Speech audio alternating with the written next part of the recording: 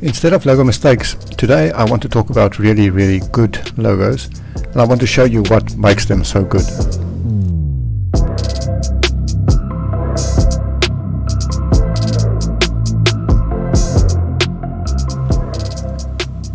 I picked out these 5 that I really like and that I want to show you.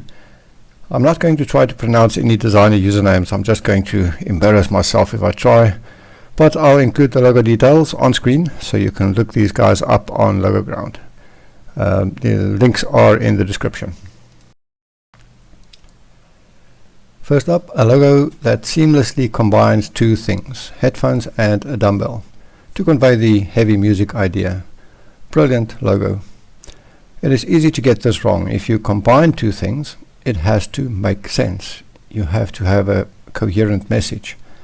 We sometimes see weird combos like a hairbrush and a lighthouse, and that just doesn't work. Just because you can combine a hairbrush and a lighthouse does not mean that you should.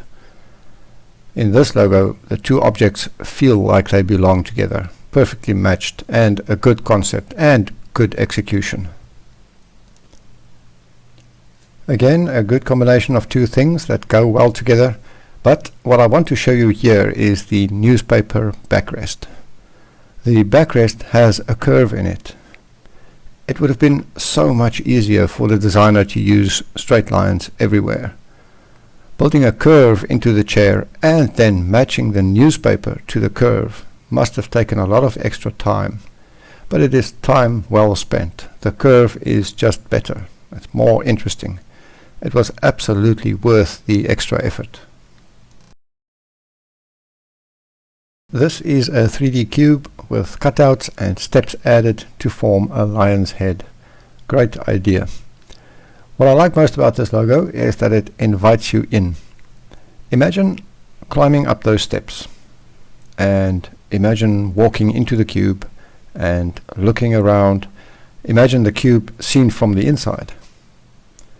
And now that your imagination interacted with this logo, it is locked into your memory.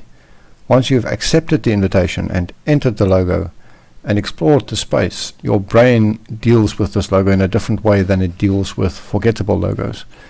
It is now not just a picture, it is a place in a different category in your memory. If you see this logo again 10 years from now, you will most likely still remember it. A good logo is like a symphony. You'll get sick of me saying that every other video, and I will. It is true. In an orchestra, you have different instruments with different sounds, playing different notes at different speeds at different times, and yet, by some miracle, it is not noise. It blows my mind. All the sounds somehow flow together to create a beautiful, harmonious unit. This logo is a superb example of that same principle in action. You can change nothing in this logo. If we changed one thing, it would destroy the harmony. It would be like an instrument out of tune.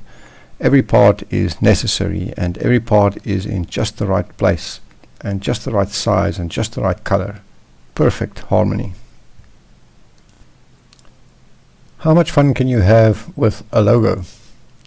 What I want to show you here is the clever use of negative space. The designer could have made the tongue a pinkish flesh color, or I suppose a tongue color. Most of us probably would have done exactly that, and it would not have been terrible with a realistically colored tongue. It would still work, but it would be less interesting and less memorable. Negative space is a wonderful thing, and it can make a big difference. It can take a good logo up to the next level and make it something really special. Okay, that is enough greatness for one day. Thanks for watching.